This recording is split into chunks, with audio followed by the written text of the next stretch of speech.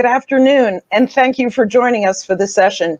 My name is Sharon Freundel, and I'm the Managing Director of the Jewish Education Innovation Challenge. With me here today are Tikva Wiener, head of the Idea School and Institute in New Jersey, Yael Biber Aviad, principal of the Alanim School in Israel, and Ady Kayrouz, School of Education Program Coordinator for High Tech High in California.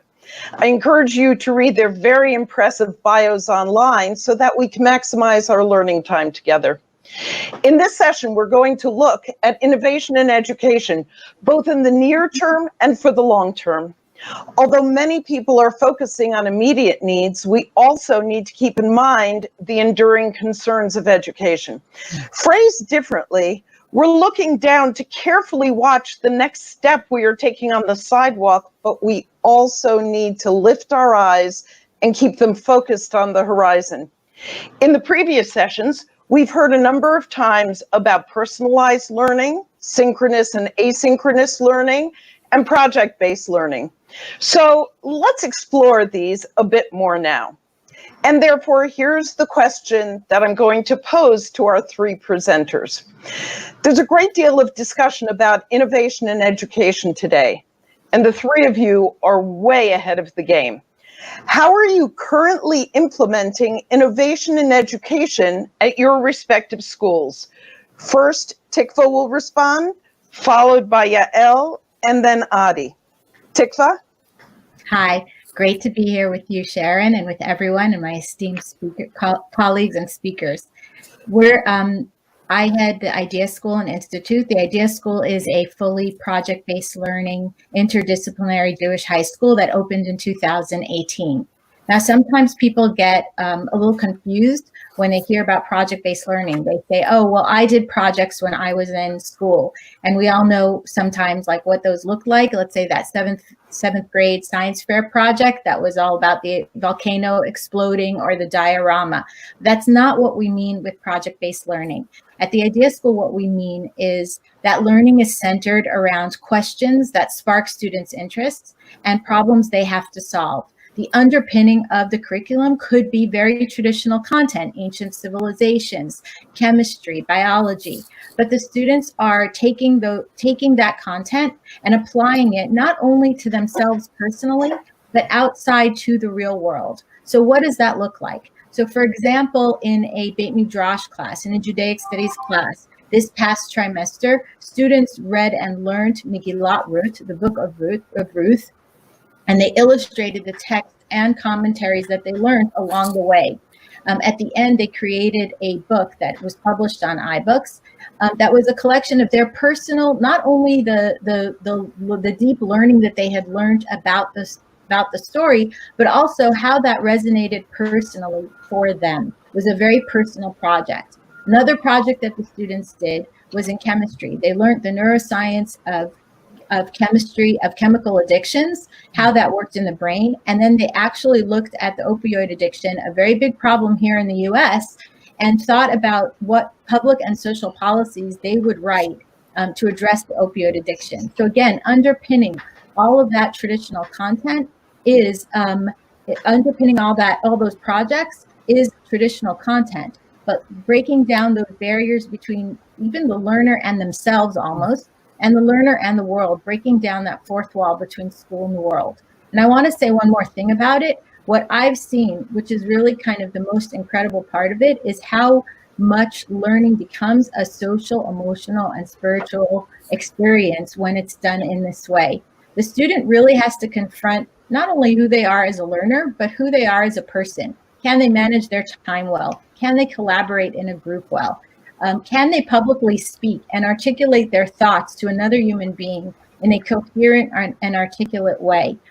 So it's not just about, let's say, even learning a particular discipline or mastering content. It's really about growth as a human being. And I think that that's what we want really for all of us personally, even ourselves, and definitely for our children. Yael, you're a principal in a public school in Israel of mixed socioeconomic strata. How have you put in this kind of innovation into your school? So Our school shares a lot of the philosophy that Tikva was mentioning. I would like to talk about the backstage, because since it's a public school, we don't have any kind of extra fundings, and it's doable. We talk a lot about autonomy in education, and people say that autonomy is not something you get, but something you take. So I took the autonomy, but I do give it to my teachers. And that means that I hardly interrupt in anything they do in class. They have full autonomy, but in order to do that, you need a very, very strong and clear framework. So we are working as a learning community, and that means when I organize the teachers' timetable, I make sure, first of all, that they have a common time together, few hours a week, to share ideas, to consult, to develop. We also share our common community of teachers' time to see what works for us, and then to make sure this will be applied in a broader way, and see what is not so well, what should be improved, and work on that. Another thing that really helps it is evaluation. Evaluation is the end, supposed to be the end of the process. So we don't see it as something that comes at the end, but during working. We have developed a model that look at knowledge as most traditional schools, but gives just the same importance to skills, and also attitude of students one to another, and attitude to learning. It's very important for, we talk a lot about the self-regulation. I think maybe the first step in self-regulation is self-evaluation. So students are involved in evaluating themselves side by side to the evaluation of the teacher. From day one, we give each student needs to manage his time at least 2 hours a day. They practice it every day, and we reflect on it. And what you can see is that a student that always start with the easier task and somehow never gets to the more challenging one, if you reflect on it day after day, so after a while, he is thinking that maybe it's a good idea to start with the more challenging one and see how this works. So this is a skill, and if you develop it from the very first day, from the first grade, you can really see the difference. What we could see when we moved to the online, when we had to rebuild our school from one day to another, because teachers are designers, and this is a phrase we got from the Ady Kayrouz. We could see that they had the attitude, they had the skills, they had the understanding that there's no guidebook. It's them, it's the students, it's the situation, and they have to redesign it. The students, even the earlier the younger students, because they have skills of self-regulation, you could see how they could apply it. So we used Zoom, which is a very frontal platform only for social meetings, and we would put tasks, and students that are familiar with choosing the tasks that are relevant for them, to manage their time, to reflect on what they did. It was very useful when we had to change the routines from one day to another. Thank you. Ady, how does innovation manifest itself among the students and the staff where you are? First of all, Tikva and Yael and Sharon, it's so wonderful to be here. And I do want to expand on that just a little bit through the lens of professional development, if that's okay.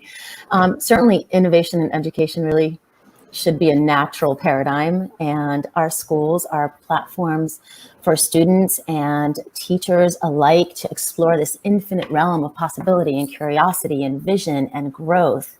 And it invites, innovation invites multiple perspectives, and it requires collaboration and connection, as you were both certainly alluding to, and personal development, and in many cases, a connection to a purpose, and that requires some shared leadership.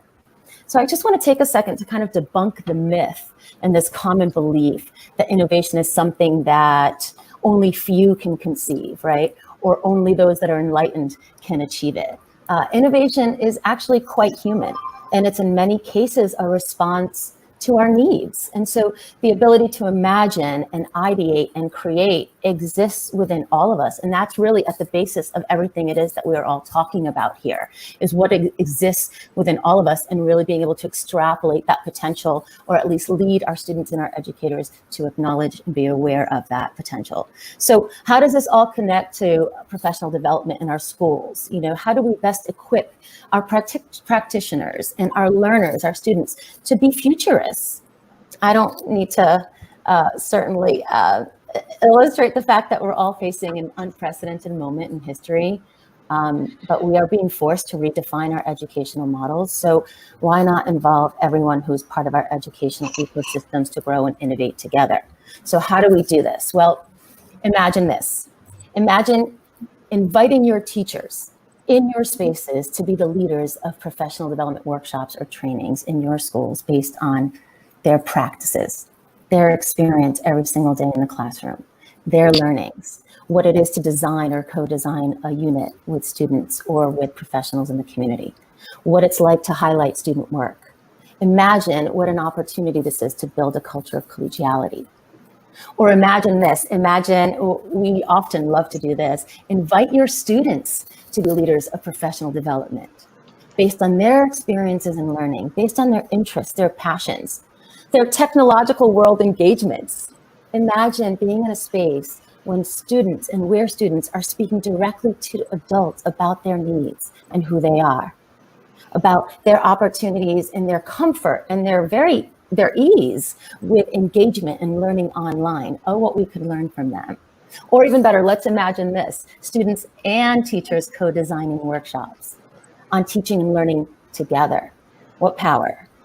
Innovation, technology, human connection.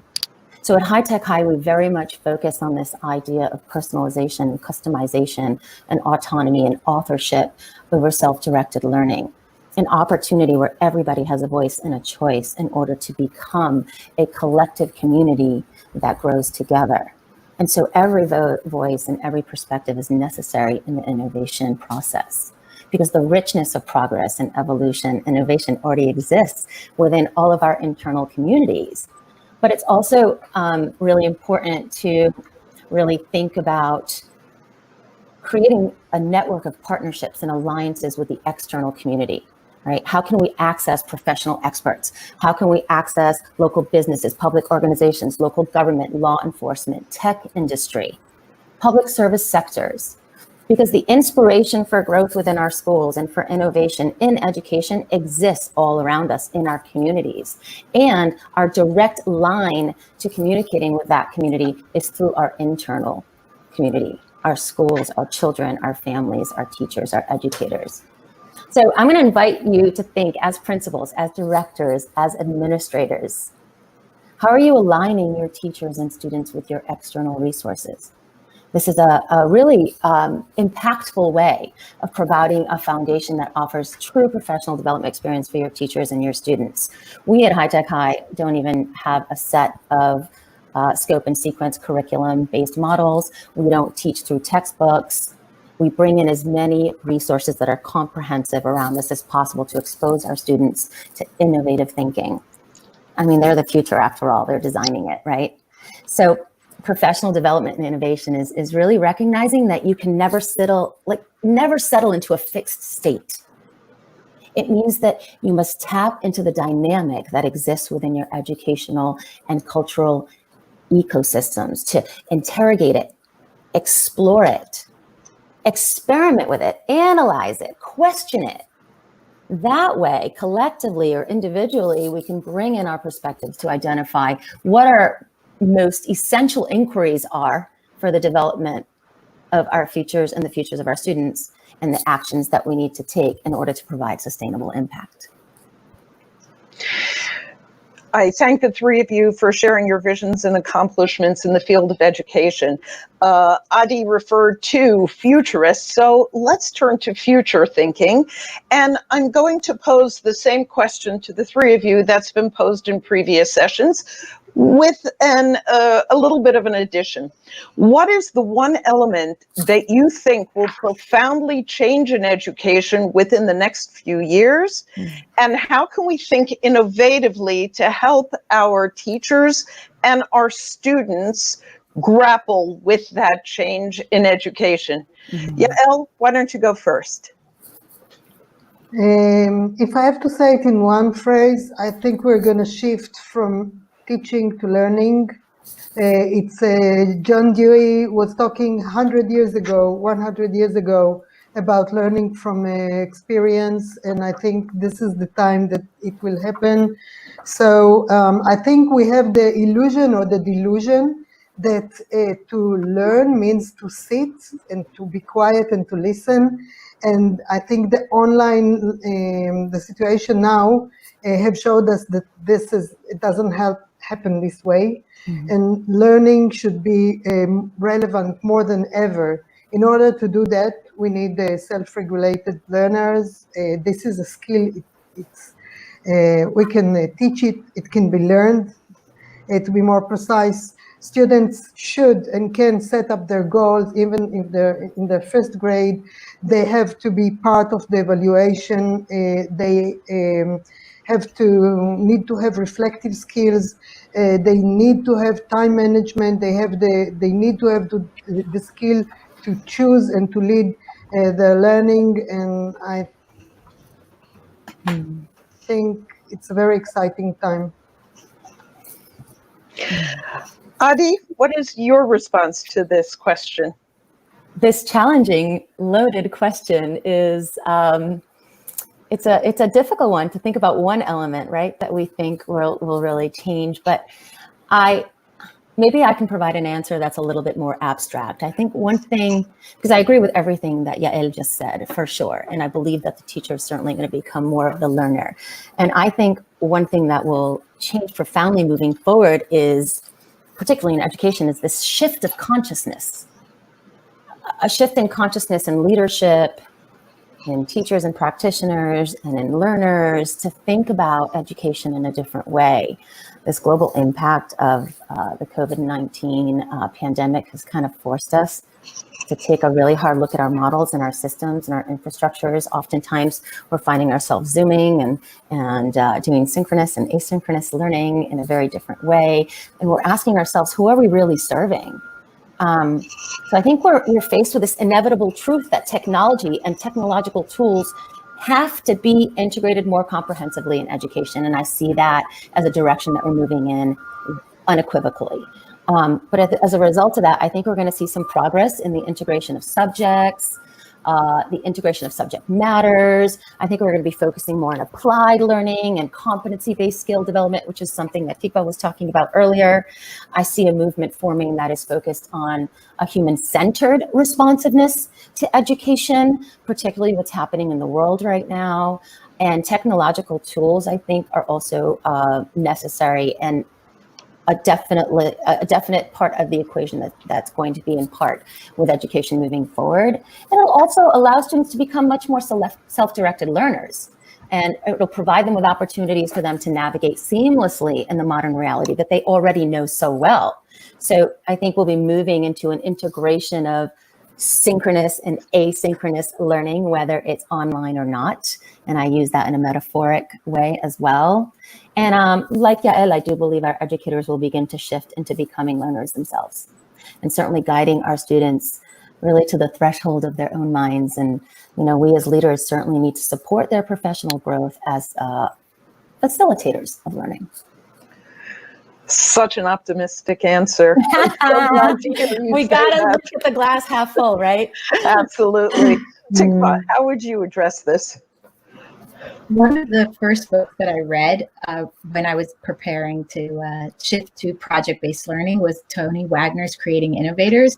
And one of the things he said that convinced me of the model was that we have to prepare students for a VUCA world, a volatile, uncertain, complex, and ambiguous world.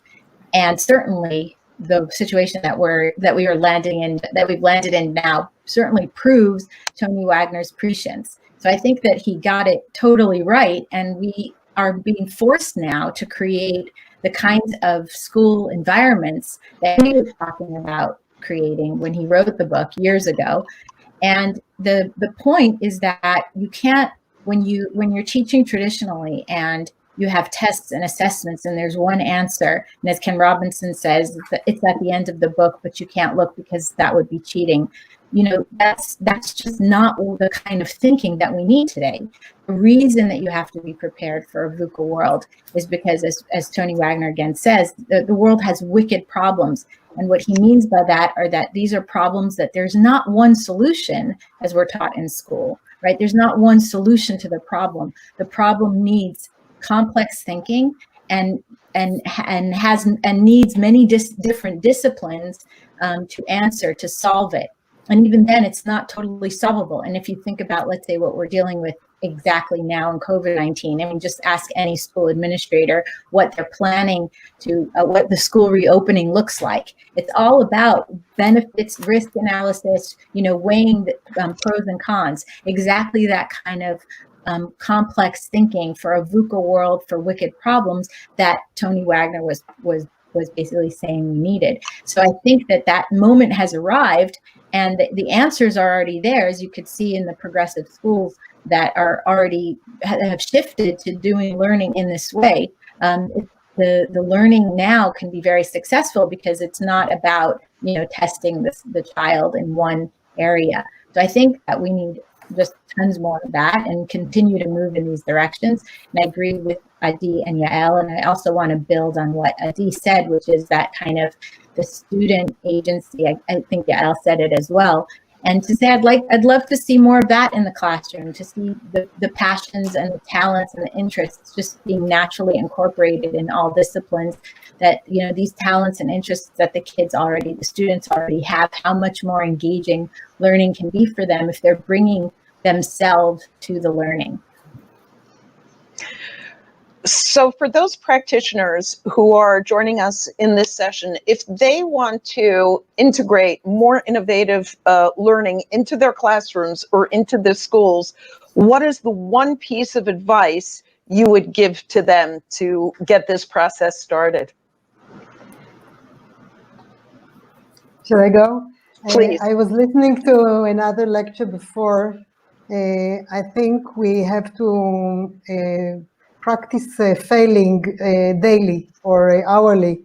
So I think this is a good advice. Let's go fail. Great advice. Ady?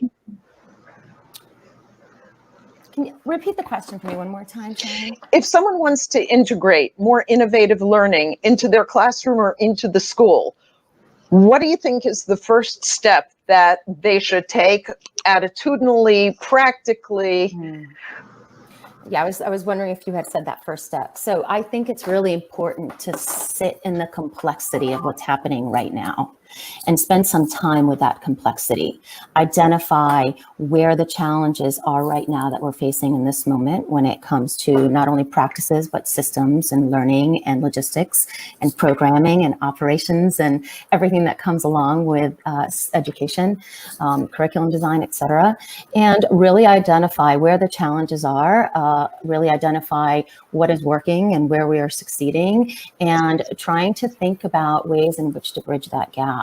Because many of the solutions that we're seeking out have not yet surfaced. And just so we have to really think more, expansively about bringing in different perspectives in order to ideate together about opportunities for growth in a time that offers very, very little clarity. Right. And so sitting in that complexity is a space that's not very comfortable. It's unfamiliar. It can pose challenges. It can be highly problematic, but it's essential and it's necessary. And it can be done with with a defined process that can be designed by the community itself for it to best serve itself. Thank you. Tikva? Well, first of all, I really have to point to the High Tech High website, which is where I learned a lot of what I now practice. And I actually went to their graduate school of education for a 1-year on-site and online program. And the point is that there are resources out there. PBL World is another. So there are definitely practitioners who are thinking in very alternative ways about learning. And I think you're totally right, Yael and Ady, to think about your own, let's say your own process. What are the complexities? How can you identify where your own growth areas are as an educator? And also don't be afraid to fail, have that growth mindset. And then also maybe just to start small, to start thinking about, well, if a traditional test or assessment doesn't work anymore, because I know the students are going to cheat, then what might I replace that with? And then also thinking about what does learning really mean? And that goes back to what Ady was saying about sitting in that complexity. Like, what does it really mean to learn? And so what do I really want my students to do? We're now in a learning process. So what does that feel like for me? And what are the resources that I need? And then how could I provide those resources to my students as well? Thank you. We are nearing the end of our time, so I just want to summarize for everyone. In this session, we've heard a great deal about innovative learning, which seems to be an excellent approach for hybrid or blended learning, a way to induct our students into real-world challenges that we currently face with all of the ambiguity and complexities that this world entails. It will strengthen their autonomy, their self-regulation, their intellectual probing, their cognitive skills, their capacities to collaborate, and their commitment to making this world a better place by finding real solutions to real issues. And we need to be sure to give teachers time to plan and reflect together. We need to give them space to fail. We need to give them the latitude to face complexities. And we should engage the external community in helping all of our students learn. I want to thank all of our presenters today, and I want to thank you in the audience for joining us. Remember, we are all in this together, so I really hope that this session stimulates a great deal of conversation among all of us, because we are all here to create a stronger next generation of Jews and citizens of the world. Enjoy the rest of the summit. Thank you. Thank you. Thank for you. that.